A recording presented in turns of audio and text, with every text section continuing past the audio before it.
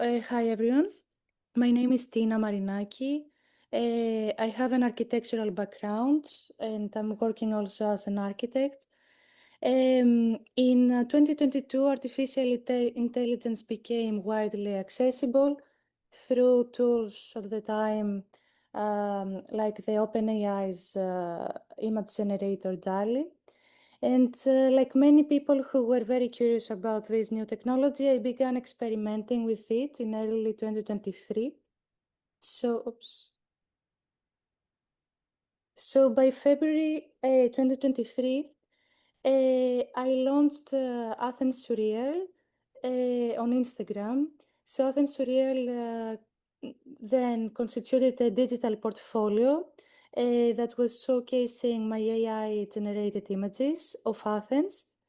And the very first image that was posted was this image inspired by the Wes Anderson cinematography and pastel colors. And that was the first time that Athens Surreal existed as a project.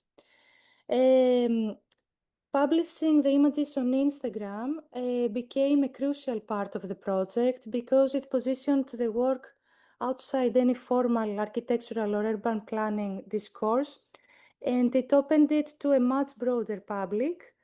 The project's reach also lies in its accessibility. People with or without an artistic background, whether they live in Athens or not, could still connect with these uncanny images.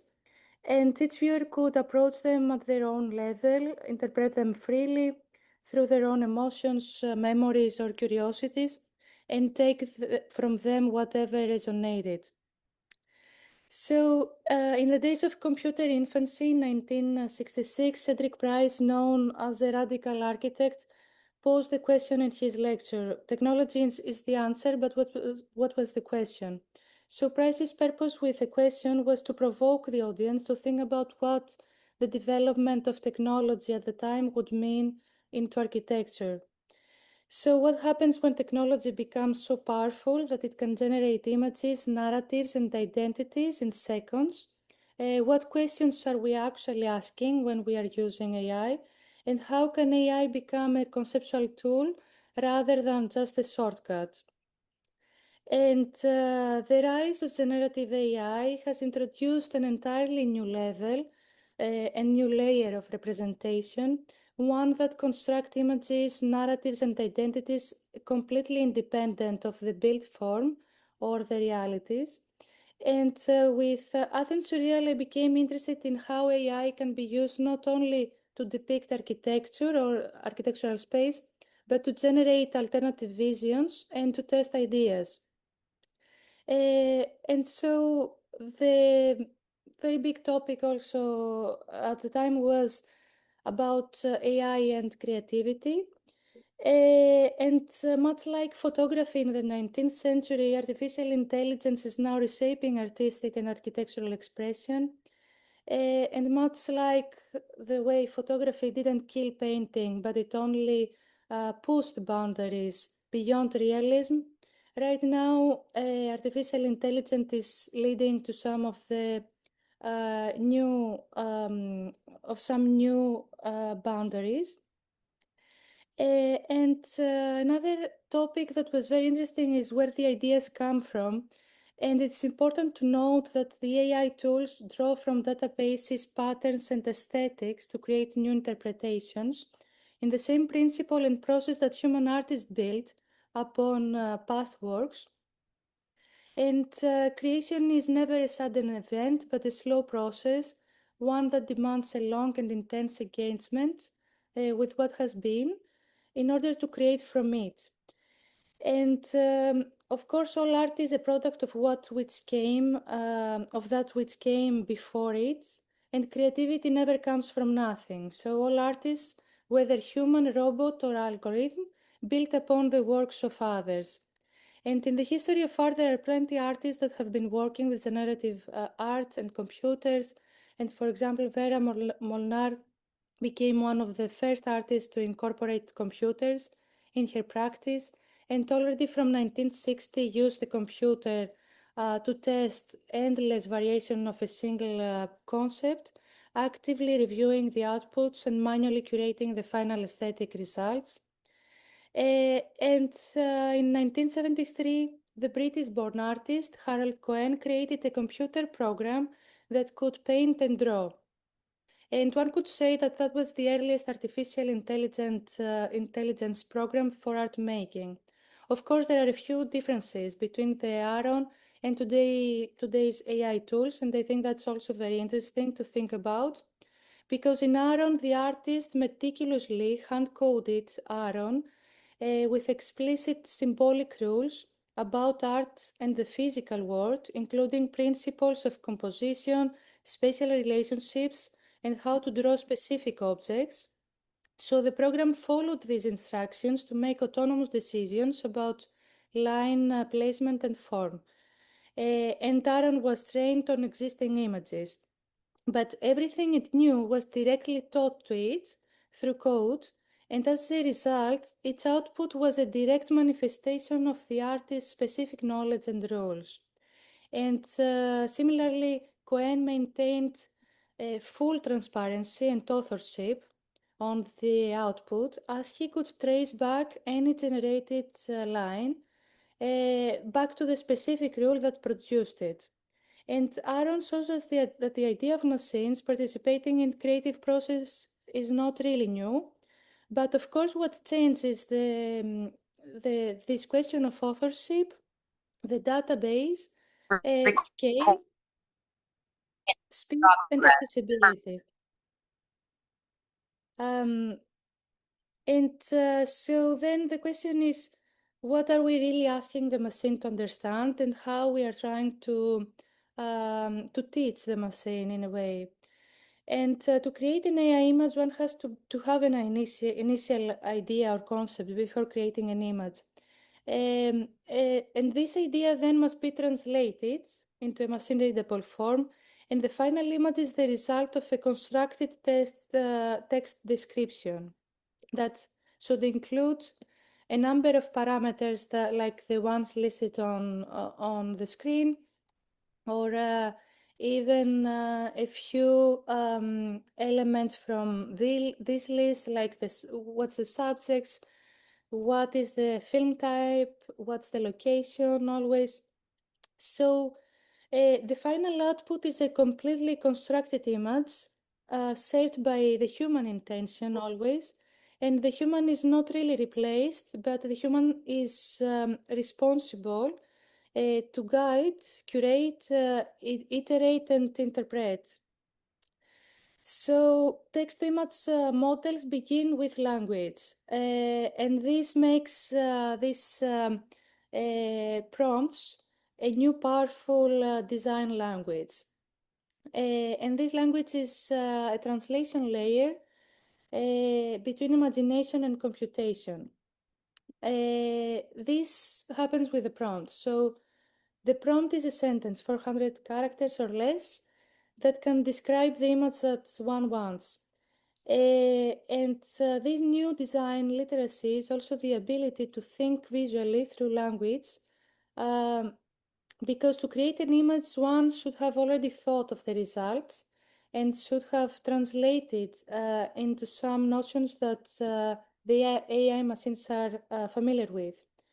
And since AI models are trained on massive data sets of images that are paired with the textual descriptions, they learn to associate words with visual meaning, not only words.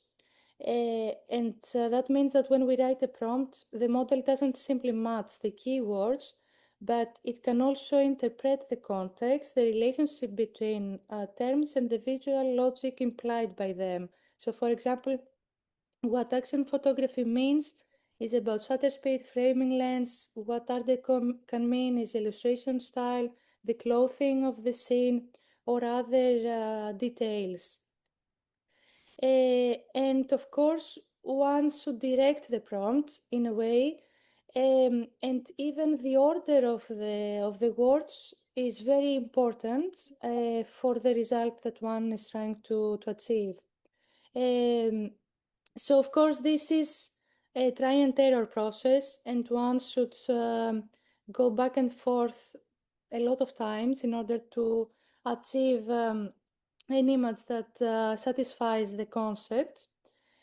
And all this discussion about prompting also takes us to the ethics and bias in the era of AI. So, of course, AI systems are not neutral. They inherit the patterns, hierarchies, and blind spots embedded in their training data. And AI reflects back to us the world it has learned from, which includes, of course, systemic inequalities, harmful stereotypes, historical imbalances. So, understanding this dynamic allows us to use these tools more responsibly and more intentionally. And because AI models are trained on vast data sets owned by private companies, they absorb the dominant visual culture or any intention that this database can have, which, for example, can mean a lot of times an overrepresentation of Western beauty standards, stereotypical portrayals of gender roles, underrepresentation or misrepresentation of certain races or ethnicities, coded assumptions about age, ability, sexuality, and body types. And for example, prompts about beauty can often return light-skinned women. Prompts about professionalism often return back images depicting white men. And what this means is that neutral prompt can produce biased imagery because the model attempts to guess the most statistically common version of what you described is something that comes from the stereotypes that already exist in the society. What we see on the screen is an analysis by Bloomberg. It was done in 2023, and it is based on 5,000 images created with stable diffusion. And this analysis found that it takes racial and gender disparities to extremes, worse than those found in the real world. And for example, when when a prompt that was including a reference about a woman, it was usually giving back an image that was showing most of the time professions or activities that misrepresent. Or, for example, when a man was mentioned in the prompt, you would usually take back professions such as doctor, CEO, politician. And of course, this image found that there is also a lot of misrepresentation regarding the skin tone. And when one was trying to get, for example, a prompt including the architect profession, you would get back most of the times a lighter skin colored person. So yes, this was a very so these are just a few screenshots from this analysis that is very, very interesting, and it's also very, very important. And so that means that the most important issue that we're facing today is creating this framework of a regulation that will allow us to build a healthy relationship with AI that, of course, control these disparities, but also can control the artist's copyrights and all these ethical issues that AI era brings to the society. But regarding these stereotypes, as creators, we hold the responsibility to counter this drift towards the bias and the homogenization. And ethical use, of course, includes to be very intentional with the representation rather than letting the model decide. So you should not have a neutral prompt, but instead you should be able to be very specific when prompting an image. You should add specificity in your prompts. So any characteristics such as race, culture, body type, gender expression is very important, so that diverse identities are portrayed accurately and respectfully. And one should avoid prompts that can reinforce stereotypes. And of course, even after one has produced an output, we should always go back and question about this outcome. Why did the model produce this? What assumption is it encoding? And so the more elements we give an AI model as input, the more the image differentiates itself, and the more a creator can control the output. And this is, of course, in other words, complexity can disrupt this homogenization. And the richer the input, the less likely the output will resemble the familiar or neutral, let's say, AI look. And so when we talk about AI tools for visual generation, we are referring to a landscape that spans from highly stylized closed systems to fully customizable open source experimentation. And each tool also brings its own logic, strength, and creative possibilities. And there are hundreds of different AI text to image generators or image to video generators, and they are all different and they are all trained for a different job, and they are all owned by different entities. Some are open sourced, some are not open sourced. So I'm just gonna go very quickly through a list of tools that you might already be very familiar with. Just to mention the amount of different tools that exists. Of course, every tool has different dynamic, has different things that can be done. The most user-friendly thing is the ChatGPT, previously DALI. And it is a very strong model that can understand very easily the prompt.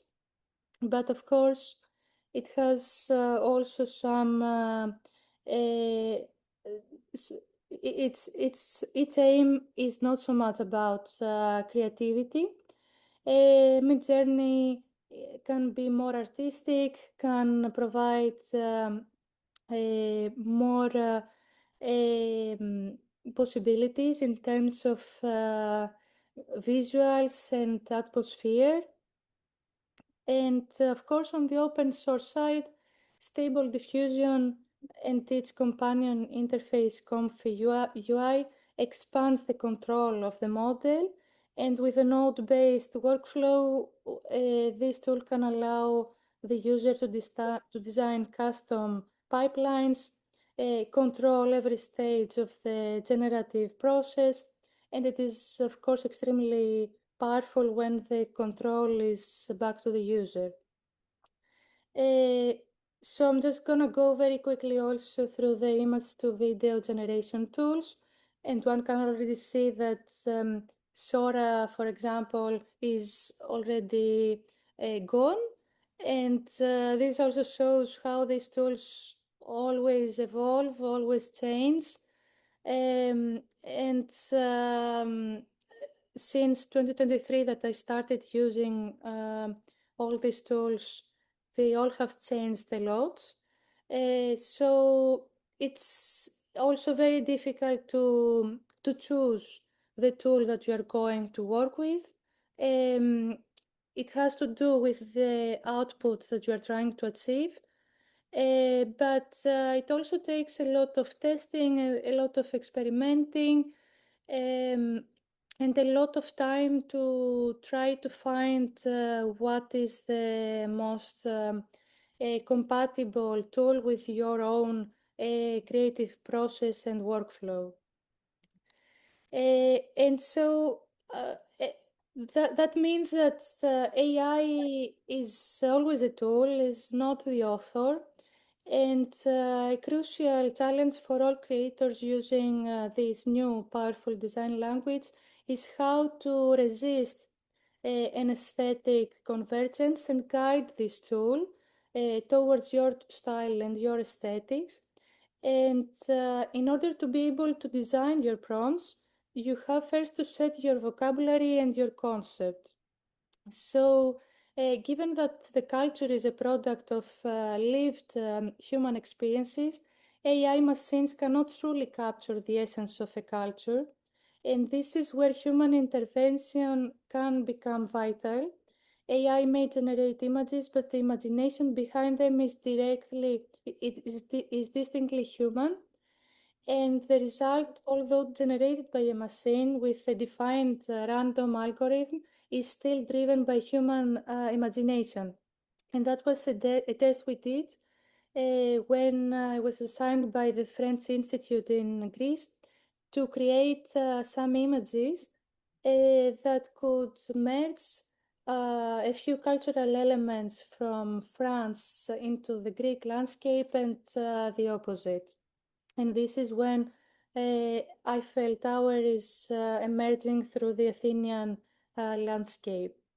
So, in the work of Athens Surreal, there are a few categories, some cultural anchors, and the visual language that I followed, so that Athens Surreal can maintain its identity.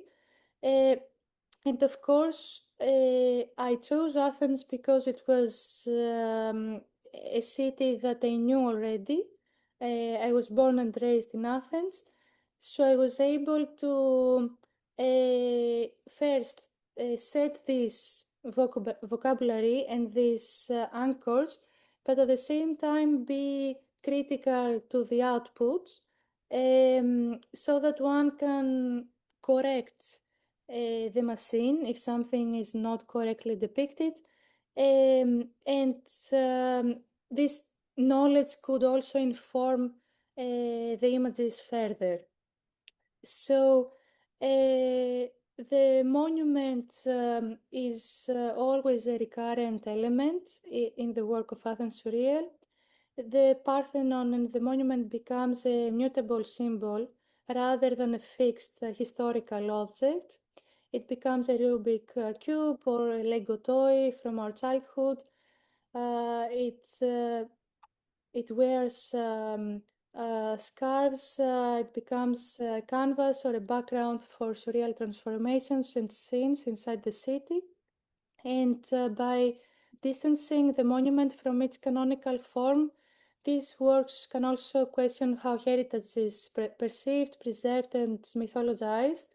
So the Parthenon becomes less a static artifact and more a living cultural circuit, capable of shifting, narrating, and resonating with contemporary imagination.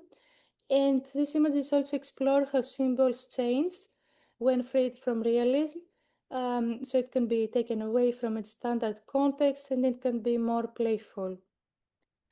And of course, as said before, Athens is always the context. It is always the laboratory where these ideas are tested. They are reconstructed, distorted, and reimagined. And it is the location that can anchor this surreal element. And in this category, the city is reactivated through acts of imaginative intervention.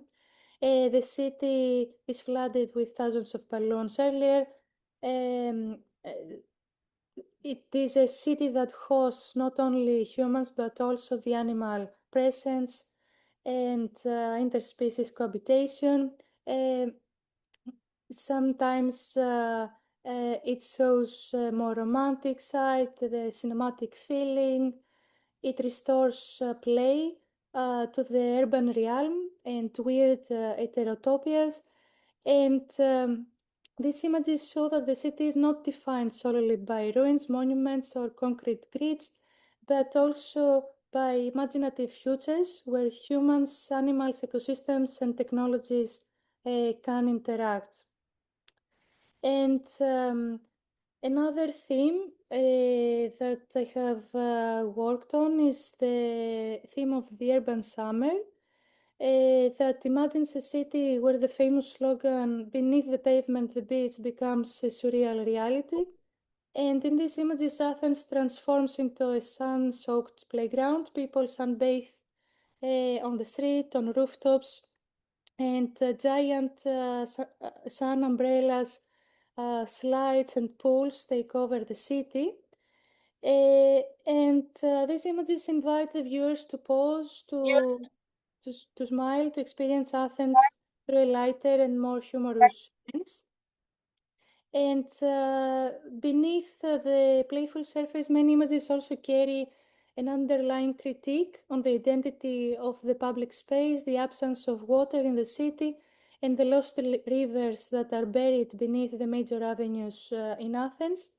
And by reintroducing water through exaggerated dreamlike intervention, the work also highlights what has been lost and also start a discussion about what can be reclaimed.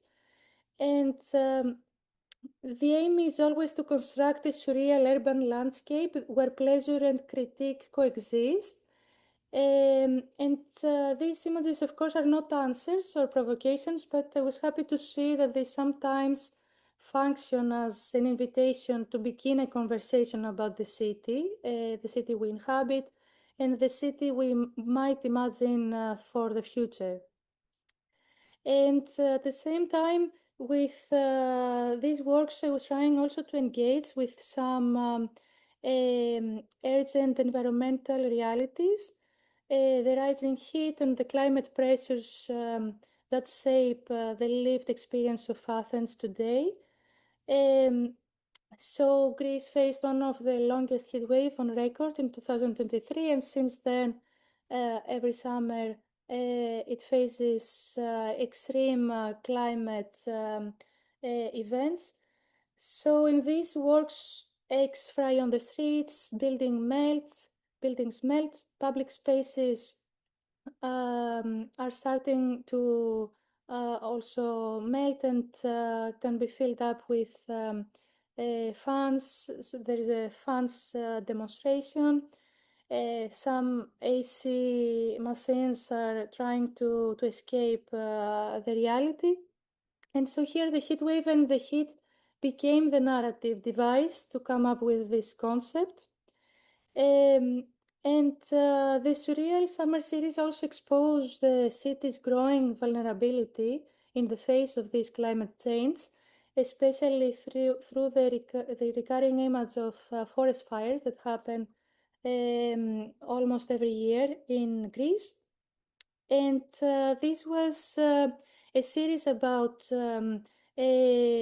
these very, very bad events. And these images have as a reference point a poem by a Greek poet, which speaks about the ingratitude of humans towards the trees and the quiet revenge of the trees, that at some point they give up, they pull up their roots from the ground, and they walk away, leaving behind these huge empty holes. And at this point, the poetic metaphor became the visual engine here. So trees can appear being uprooted, they hover above the city, they fly, and people are just looking at these huge holes. A similar series was shaped by the election period, drawing inspiration from Christopher Stone's seminal 1972 book that was called Should Trees Have Standing? Toward Legal Rights for Natural Objects. And in this book, Stone argues that the voiceless elements of nature that cannot speak for themselves, such as trees, rivers, endangered species, should be recognized as legal subjects with rights and official legal representation in court. And this radical framework informed the images where animals are starting to vote. This is a world where nature is not a silent backdrop to human decision making, but an active political presence by voting in the election booths.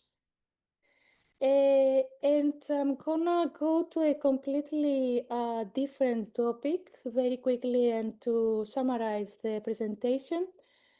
So 1 year after the launch of Athens Surreal, a lot of brands began reaching out for collaborations, leading to a surprisingly long list of companies and brands that chose to trust and experiment with this visual universe.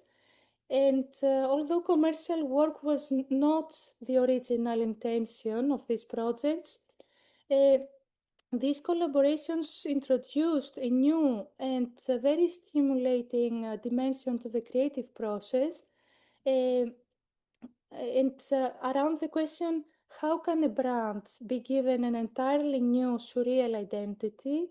How can its product be seen through a playful, imaginative, and unexpected lens?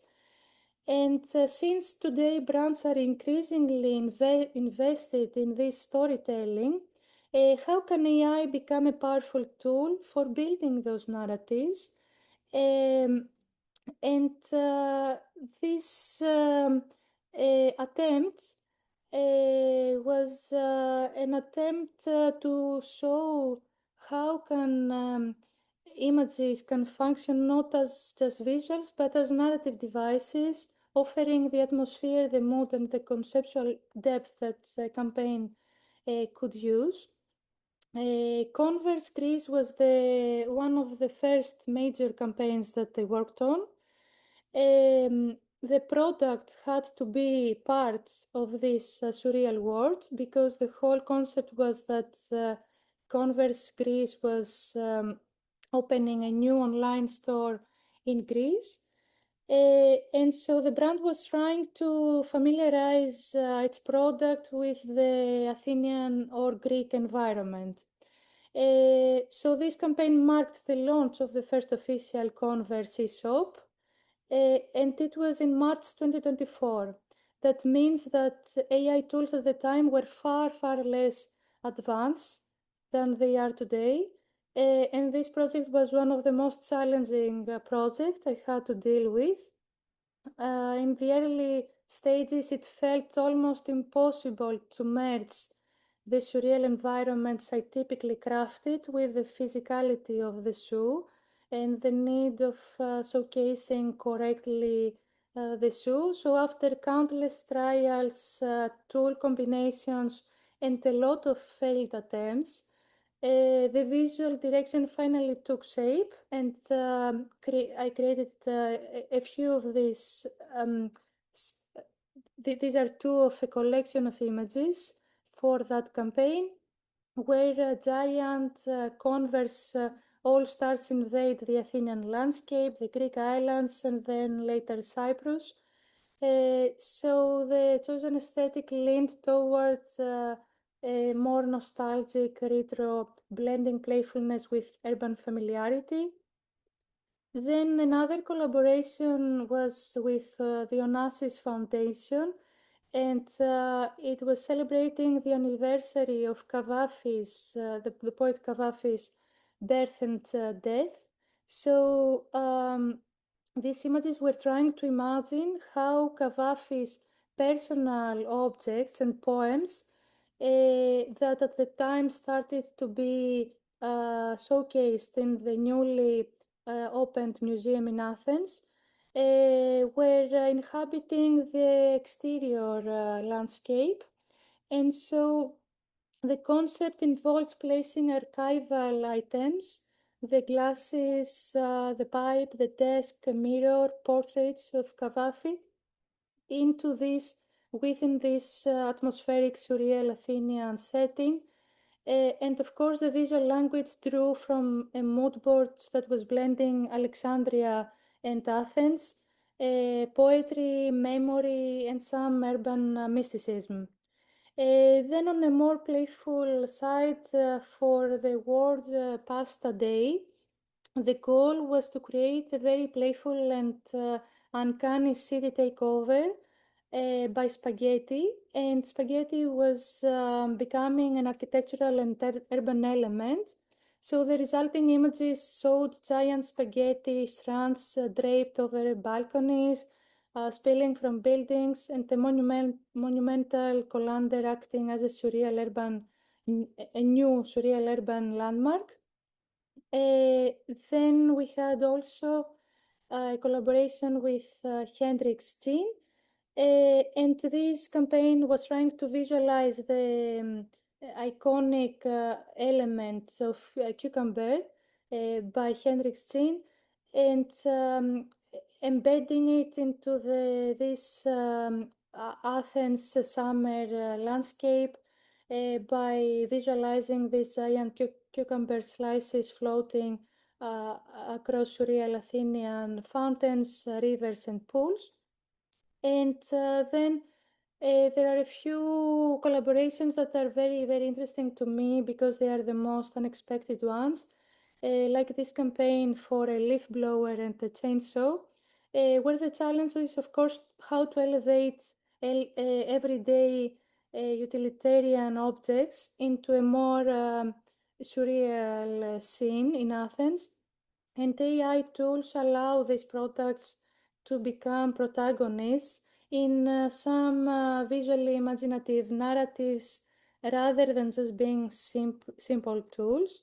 And this is a very last collaboration with the Jo Malone London, where the aim was to create giant chessboards, oversized dice and cards expanded across the city, forming a very whimsical and at the same time luxurious landscape.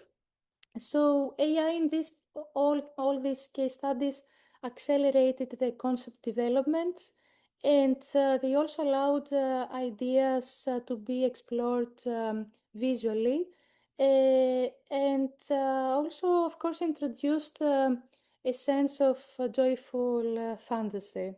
So I'm gonna summarize the presentation here, so I can allow a few questions or discussion. And thank you, of course, very much for the attention.